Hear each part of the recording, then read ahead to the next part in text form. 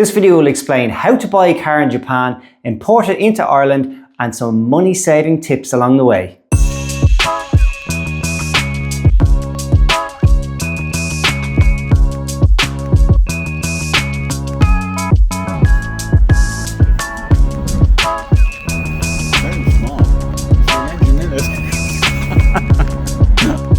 I could not be happier with how this has all worked out. You might already be aware of the Japanese yen exchange rate, but if you aren't, in the last 5 years it has dropped significantly. It's down around 30% of where it was 5 years ago, which means it is a good time to buy right now. But money saving tip number one, you may not be aware that there are two different customs rates for cars coming in from Japan. Cars not made in Japan have a customs rate of 10%, and that means a lot of the cars coming in, like you see on the roads in Ireland, like the Volkswagens, Audis, BMW, stuff like that, they're all being charged a 10% customs rate. Whereas if you import a car that is made in Japan, like Toyota, Suzuki, Honda, that type of thing, the customs rate is only 1.3%. This was a fairly recent change that only came in July 2025. Depending on the cost of the car, that can save you a chunk of change. So it's worth investigating Japanese cars as opposed to European ones when you're bringing a car from Japan. One of the first things you'll need to decide is how you're going to buy. So are you going to use an agent like JDM Auction Watch to do everything for you, and you don't want to be involved in all of the kind of paperwork and processes of bringing the car here? Or do you want to get your hands dirty and do a DIY approach and go direct yourself? That means getting involved in Japanese auctions, marketplaces, or dealer networks. I'm guessing if you're watching this video, you're looking into doing the DIY import option. So some of the major players in this area that offer auctions and marketplaces are Car Deal Page, Goonet Exchange, BeForward, and Cars from Japan. There are loads of other ones, but they're the real big ones. So if you're planning on bidding in an auction, you can see the condition reports and get an auction sheet with all the information about the mileage and everything else. If you're buying from a marketplace, that doesn't mean you can't get an auction sheet. A lot of the marketplace listings actually include an auction sheet if they were purchased in the auction, to give you an idea of the condition as well. My particular car was like that. The car must have been bought at auction and the dealer was then reselling it. The grading system works like this. There's numbers shown for the general condition of the car, anywhere between 6 and 2, I think, is the worst condition. You then get into really lower grade cars which are rated under various versions of OR, like OR A, OR 2. And all of those cars rated as OR are cars that are basically repaired. OR is for repaired. I've had some sort of damage that's been repaired, or sometimes they've been modified and they're listed as OR. Again, that is a great one for getting bargains. Just because it's had a panel replaced, like a door replaced or a windscreen replaced or something like that, doesn't mean that the car is any less better, good quality. It's just been repaired. The standard of repairs in Japan are generally very good, but if you were really worried about the condition and you wanted someone to double check it before you start bidding or buying, that's where services like Car Deal Page and JDM Auction Watch come into their own. Other than the overall grade for the car, there's also a separate grade for the condition of the interior of the car, and that's done in letters from A to E. So for example, my car was a grade 3.5B, which means it has a very good interior, maybe not so great exterior. But from the photos, it looked like it was in quite good nick. I've heard that what can happen is with higher mileage cars, they can literally get marked down just for the mileage alone for the overall condition by a grade or a grade and a half. And my car was considered to be high mileage, 157,000 kilometers. So I think that's what might have happened there, because in the photos it looks fantastic. It's a gamble, we'll see when it arrives. The other thing on the auction sheet that's really important to pay attention to is this kind of illustration of the car. So there's all these letters and markings all over the car, or maybe none if it's an amazing quality car or a brand new car or something like that. But I'll explain what all these codes mean. You'll see things like A, C, B, U, things like that. And they all have a number attached to it. So that's how severe that particular mark is or issue is on the car. For A means scratch. So A can be A1, which is barely visible. A2, A3. A3 is going to be a really deep scratch that you'll need to either fill in or get that panel repainted or something like that. U is what's classified as a pin dent, so it's a very small diameter dent, but it can be deep depending on whether it's U1 or U3. Similarly, B would be more like a regular dent, same grading, B1 to B3. Paint issues is listed as P. So paint issue can be something like sun fade on the roof or clear coat peeling or something like that. There's another type of paint issue, which is W. W is for paint uneven. So it could be a panel that has been repainted, but it doesn't quite match. Or, you know, maybe there's body filler and it's uneven. S is a big one to look out for. That is rust or corrosion. So S can be S1, something like surface crust, you can treat it and it's fine, or else S3 is like extensive rust, you're going to need to get a panel replaced or cut out or fixed. Y is a crack. So crack can be either in a plastic bumper or something like that, but it could be in the tail lights, headlights, etc. And then they can combine some of these codes sometimes. So you might see AU3 on the door, and that would be a very deep scratch with a very deep pin dent. Because, you know, when there was an impact on the car, you might get both a dent and a scratch. So yeah, worth really poring over these and the whole auction sheet in general. There can be comments sometimes written on the sheet as well in Japanese, so you'll have to get those translated in Google Translate. It's pretty easy to do. I should explain what I mean by marketplaces. So most of those sites have some level of access to auctions and can help you source a car through an auction if you're looking for that. However, they do also have connections to dealer networks. So there are hundreds of thousands of cars available for sale across Japan in dealers. And these sites either have access to all of those that they share, or some of the sites have exclusive deals with specific dealers. So for example, that's the car I got. It wasn't advertised on all of the sites. It was only advertised on one, which is the provider I went with, which was BeForward. In my case, I wanted to use Car Deal Page for a few reasons. They do have the option for both marketplaces and auctions, so they can give you an access link to be able to log in and view the auctions yourself, but that does not include the USS auctions. But they have access to that themselves in their own internal system. So if you're going after a specific car, you can ask them to send you options for that. I also have two contacts who work in that company. One is a guy called Nick from Way Before the Fame on YouTube. He travels back and forth from Japan to America, and he was actually on the ground when I was looking to buy in Japan, and he could have looked at cars for me. And another one is just the transparent pricing that they have. It's a very clear cost that you're going to get for how much it's going to cost, including shipping to Ireland. Another big plus that they have is that they have a WhatsApp chat. So you're talking to native English speakers, which isn't always the case with the other providers. In the end, I actually didn't use Car Deal Page. I went with BeForward because the car I was looking for, I found an example on that website that was cheaper than anywhere else. BeForward were doing a special offer on it at the time of 15% off, I guess just to offload the car or whatever.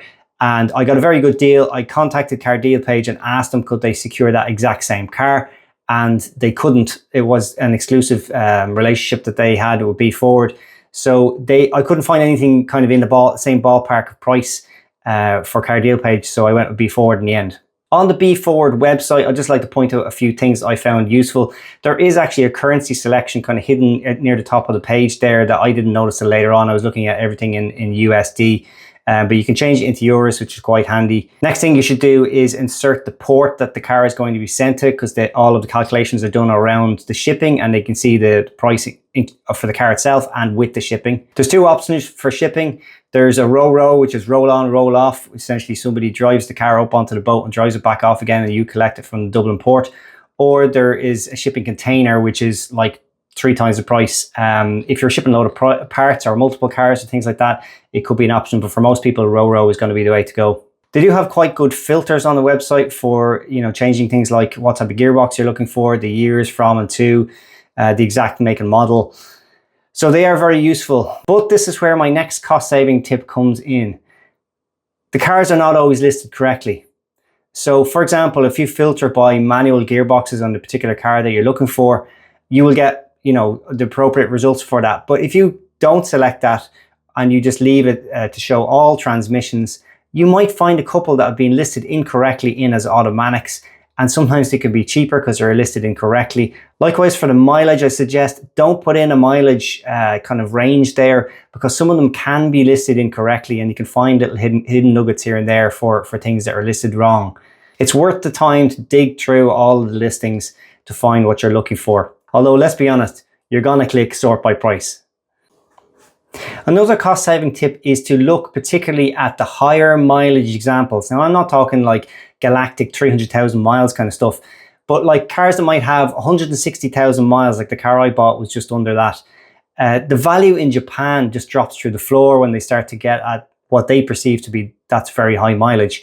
So that's where you can pick up the real bargains. You're obviously going to check the condition against that, and you're looking for one that's been well maintained and in as good condition and just happens to have high mileage. But you're going to save a lot of money if you go for higher mileage cars.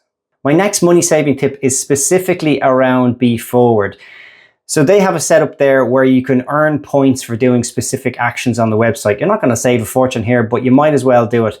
So for example, just 1 point equals $1, so just under €1. But you get points for creating an account. You get points for installing the app, which you can then just uninstall afterwards.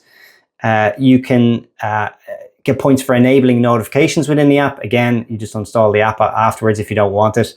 And I was also able to get a discount code. So I'll put that in the video here, and you can use that to get $15 off. You might as well. So if you do all of those items, you'll get about 45 American dollars off, which, you know, it's not bad. So all these marketplaces work pretty much the same way. So I'm just going to run through the steps of how it all works.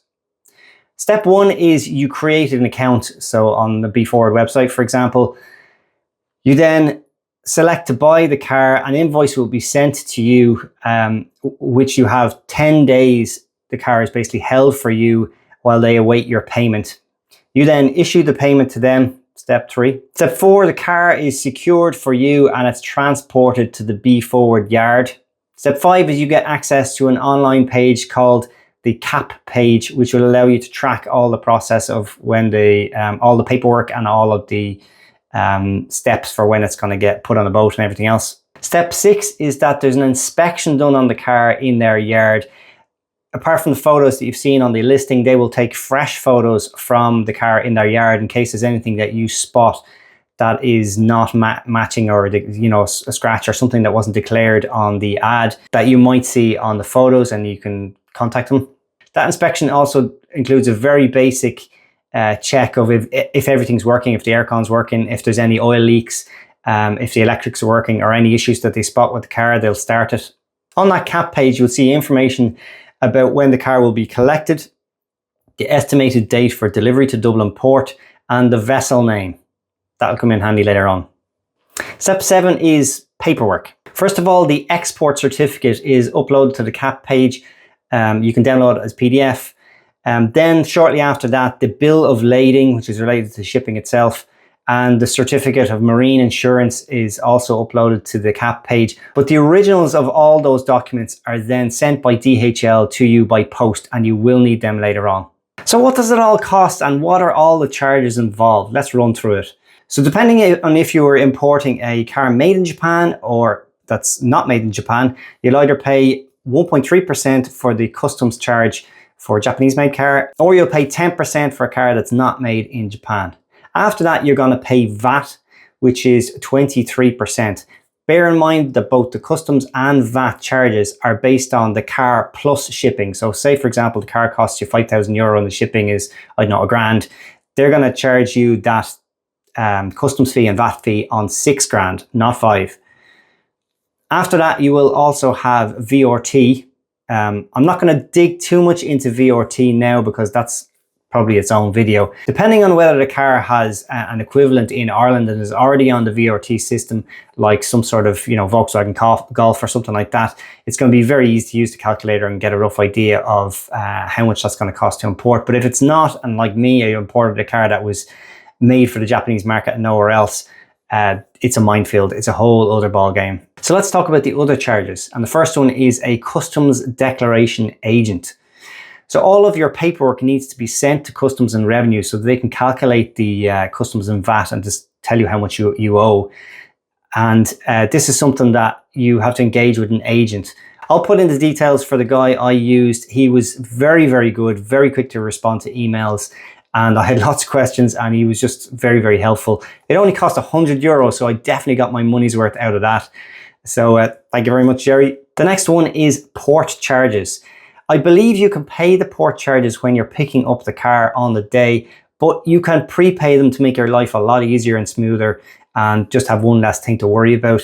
The port charges work out at about €150.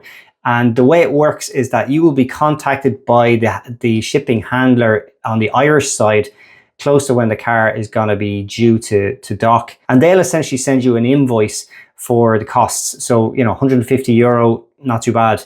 And you can pay it by bank transfer. So here's how all the fees worked out for me.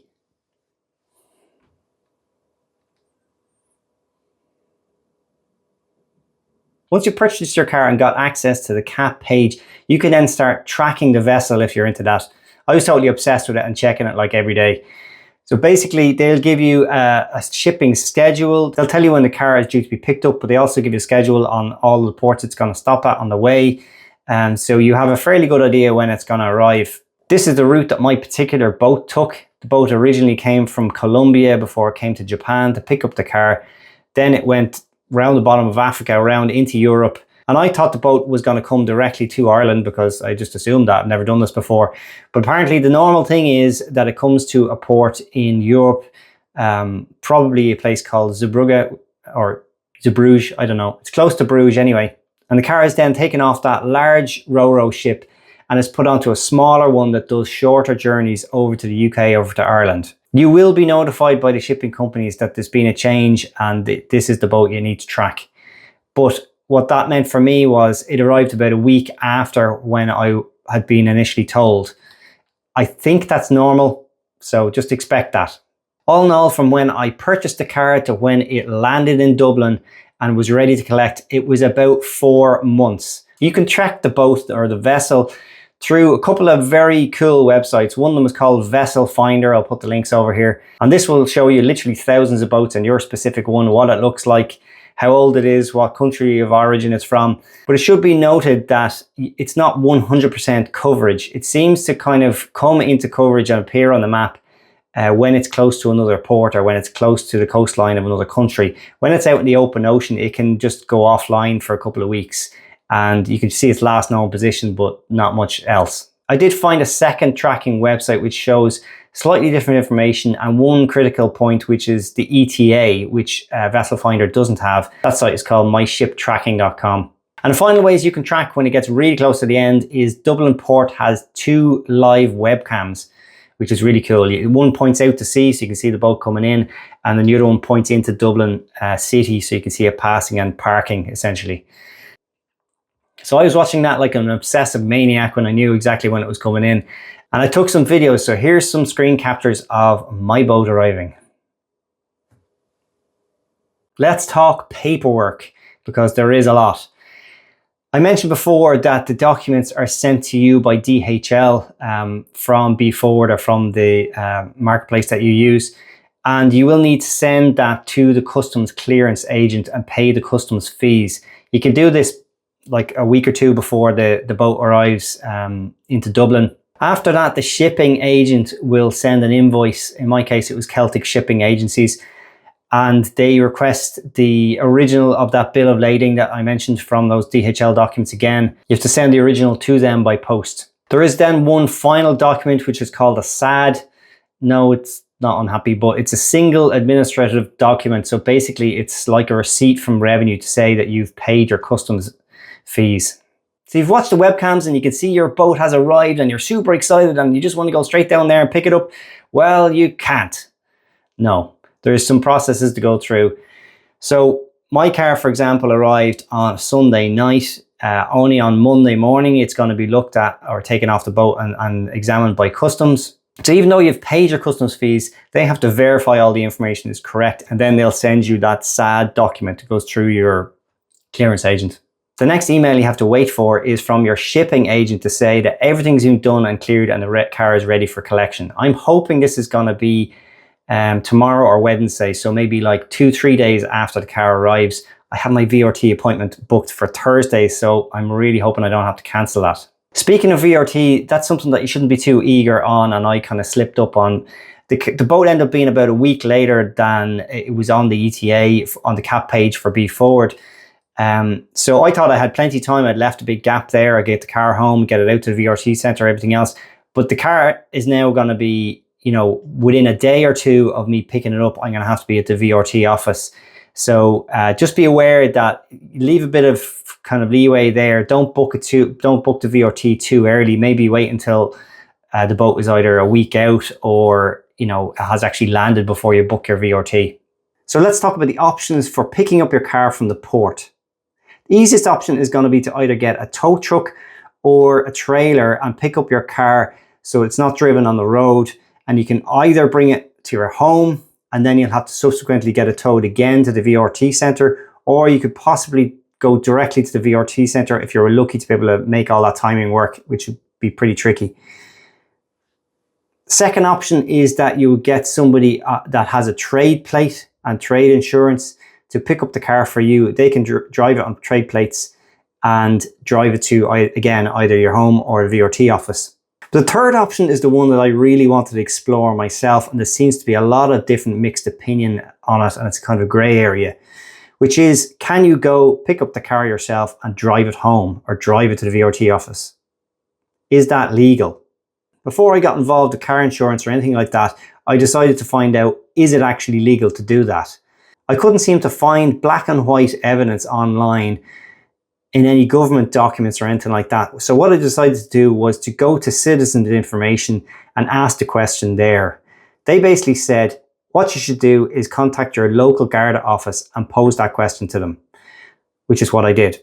I'm based in North Kildare, and instead of going in and having a face-to-face and having a kind of a verbal answer on this, I wanted it written down. So I sent an email to them asking the specific question, is it possible to drive a car imported from Japan? Like, do you have that same 30 days to go and get it VRT'd and you're legal to drive it on the road? And they said, yes, it is legal to do that. There are penalties that will kick in after the 30-day point, but as long as you go and get that VRT within that period, it's fine to do, as long as you can get your insurance company on board. That is the second challenge. I'd heard from a number of other people that their insurance company allowed them to insure it on the VIN number, but I needed to go to my own insurance company, and straight away their answer was no. If it doesn't have an Irish plate, they're not interested. So I kept pushing it with them because I wasn't accepting that as an answer. I understand that they couldn't put in the Japanese plate onto their systems because they don't have the characters and the kanji and things like that, but they could put in the VIN number. So I got them to go to the underwriters and to give, number one, a quote for swapping over my car insurance over to that new car, and secondly, will they permit me insuring it based on the VIN number until I get it VRT'd onto an Irish plate? The answer was yes, and for my insurer there was no extra charge for that. So this is going to be something you're going to have to explore yourself. Not every insurer will do it, I'm pretty sure. And also, if they say no, don't take no for an answer. Most likely they can do it if you push them. I'm with my current insurer like 9 years and I have 3 different policies with them, so maybe I had a bit more leeway, but definitely try that option if you don't know somebody with a trailer or you don't want to pay the towing fees. For me, the way I saw it was, if I had to get the car towed from Dublin Port to North Kildare, then towed again to the VRT centre and towed again back home, because you probably won't be able to pay the VRT on the day with a car as specialist as mine, it was going to work out at maybe like 500, 600, 700 euro in towing fees. So, it was definitely worth exploring. Could I drive the car instead? When you do actually go to the port itself, there are some things you need to bring with you. They include the paperwork, for example, the SAD to prove that you paid your customs fees, a high-vis vest and a jumper pack.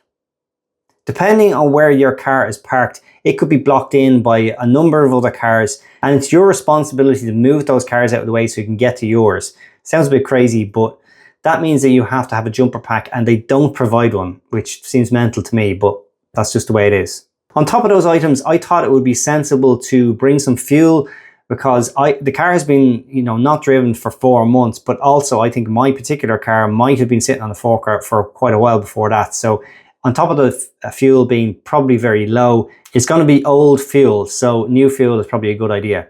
Again, because the car has been sitting, I'm actually going to bring a battery with me. Part of the reason for that is the batteries for these cars are really cheap because they're only K cars. So it's probably a bit extreme for most people to do that, but I thought, why not? I'm also bringing some basic tools, fuses, a couple of things like that, just in the off chance that the car has some issue driving home. A tyre inflator is probably a sensible one as well, because the tyres potentially could be flat. And then gloves and a torch, just in case you're left stranded on the side of the road trying to fix something. This is the location of the car park where I picked my car up from. I don't know if it's always located here, but it's easy to get to.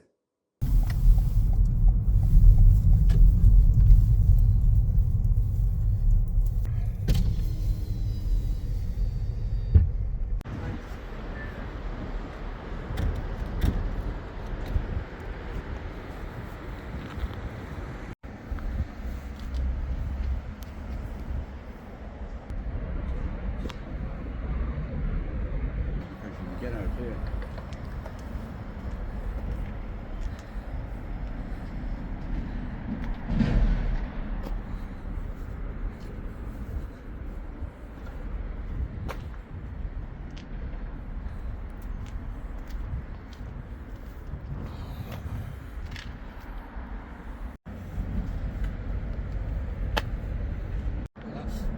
Looks different anyway. It's very small. Is there an engine in it?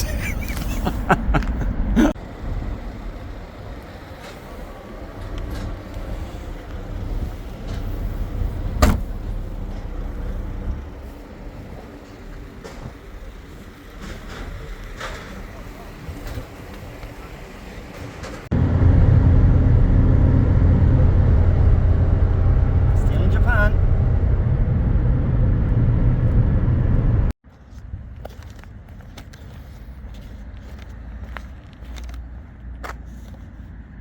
Well, the car is home safe and sound. No issues whatsoever taking us home from the port. I think I might have slightly over prepared with all of the tools, but I'd rather have everything I need and not be stuck.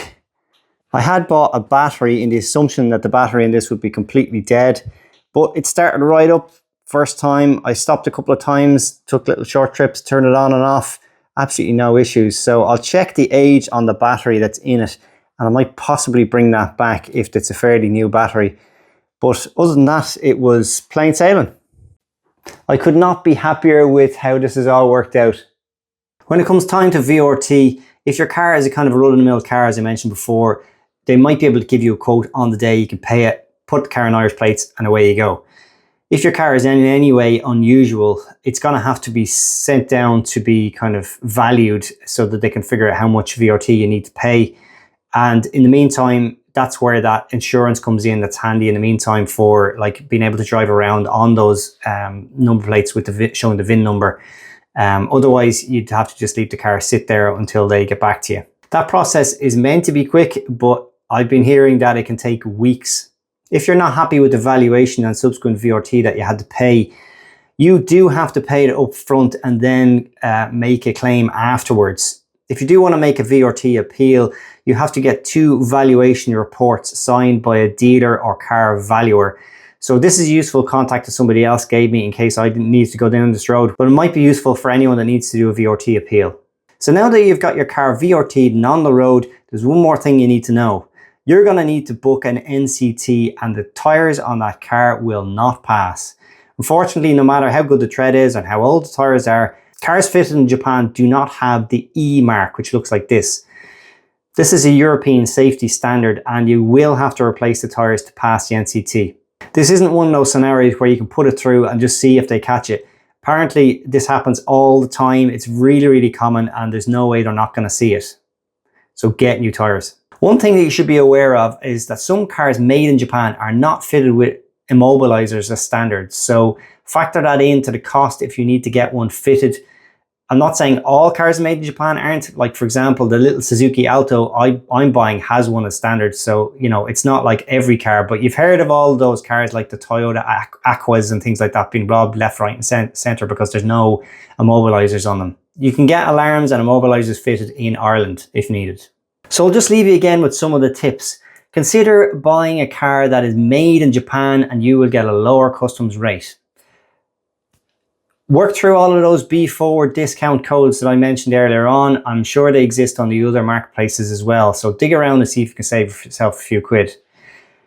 Lastly, look around for listings that are marked incorrectly. So the gearbox is wrong. You know, there might be hidden bargains in there. Just open the net a little bit wider and you might find some gems that have been overlooked. High mileage cars will be cheaper. Obviously, you need to pay attention to the auction sheets to see the condition of the car, but that's where you could save a few quid also. Pay close attention to those auction sheets though. You need to take the grades with a pinch of salt, but look around all the markings on the sheet so you know roughly what to expect. So hopefully this video has been useful for you. It is not as daunting as you think. You can do it yourself. There's benefits to using companies like JDM Auction Watch if you're looking for something very specific or you're spending a lot of money. Definitely they have a lot more hands-on service that gives more peace of mind, but you can do it yourself. I've created a page on my website that I'll drop all the links of all of the marketplaces and agents and recommendations that I had into that. The link will be down in the description to that page. You can click through and read all the information. Happy hunting! So long!